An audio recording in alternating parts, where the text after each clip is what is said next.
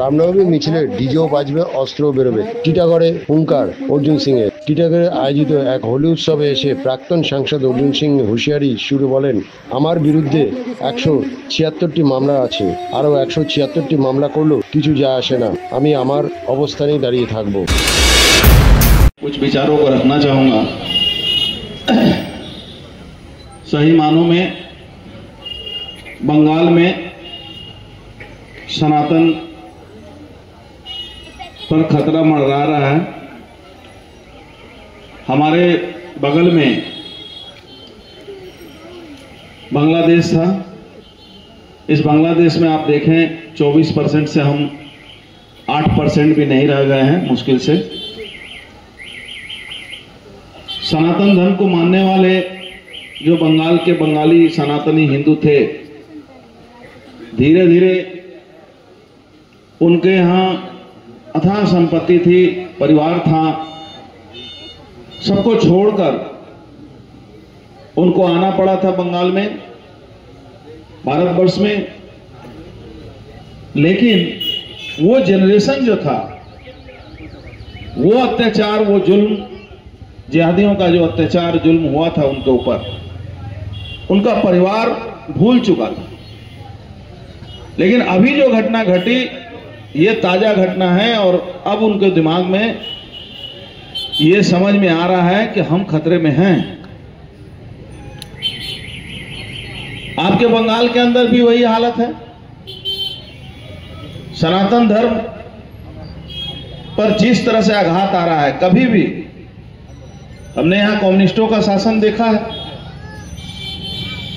लेकिन कम्युनिस्टों के शासन में भी कभी दुर्गा पूजा और सरस्वती पूजा को, मूर्ति को और काली जी के मूर्ति को तोड़ा नहीं जाता।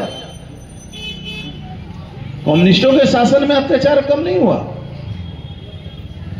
लेकिन इस तरह से किसी भी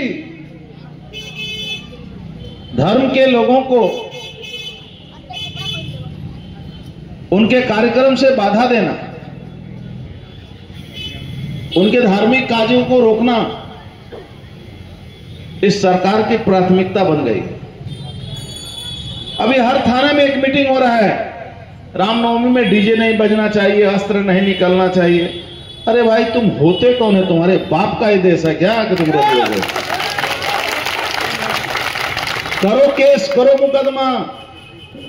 176 मुकदमा, 176 और होगा, अस्त्र भी निकलेगा और डीजे भी बजेगा।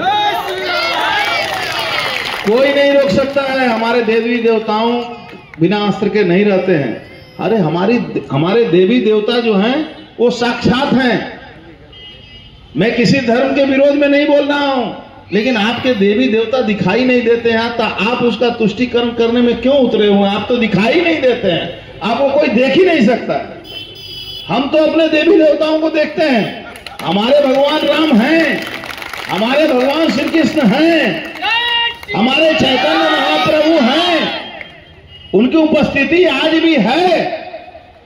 आप कहां हैं? लेकिन क्या है कि आपको थोड़ा सा सचेत होना होगा। देखिए, बहुत प्लानिंग के तहत कम्युनिस्टों ने बंगाल के हिंदुओं को सेकुलर बनाया और जो उनके मुसलमान थे, कैडर थे, उनको मुसलमान ही रहने दिया, लेकिन हिंदुओं को सेकुलर बनाया। वो सेकुलरिज्म की भाषा करते हैं। मैं किसी भी धर्म को अपमान करने के लिए नहीं कहूंगा, लेकिन हम अपने धर्म की बात तो जरूर कहूंगे। जब मैं अपने धर्म की बात करूंगा तो हम लोग गलत हो गए। ऐसा नहीं हो सकता। ये भारत देश जो है, दुनिया में 57 देश है इस्लामिक कंट्री, 100 से ऊपर है क्रिश्चियन का कंट्री। हम अकेला एक देश है। यहां भी हमें सनातनियों को अपने अधिकार के लिए अपना अधिकार हम नहीं बोल सकते हैं, हम नहीं कह सकते हैं, नहीं सुन सकते हैं। ये कौन सी सरकार है भाई?